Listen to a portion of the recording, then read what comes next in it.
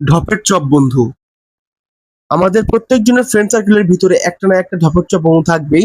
মানে সে এত বড় বড় ঢপের চপ মানে যে ঢপের চপ শুনতে গেলে আমাদের মানে মাথা খারাপ হয়ে যায়, আমাদের হাসি চলে আসে। আমরা জানি যে ঢপের চপ মারতেছে, কিন্তু সে ঢপের চপ দিচ্ছে, বুঝার পরেও সে বলতে পারতেছে না।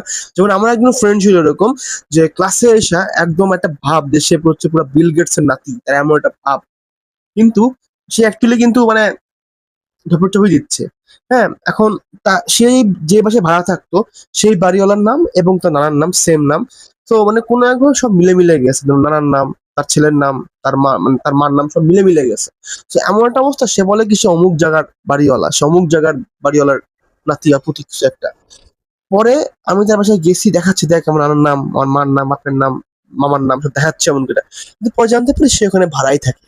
মানে এত বড় সে একটা ঢপের চপ মারছিল স্কুল লাইফে, যেটা মানে এখনো আমার মনে হলো হাসি হাসি আসে। অ্যান্ড ভিডিওটা ভালো লাগলে অবশ্যই লাইক এন্ড সাবস্ক্রাইব করে দেবো। Thank you very much, by.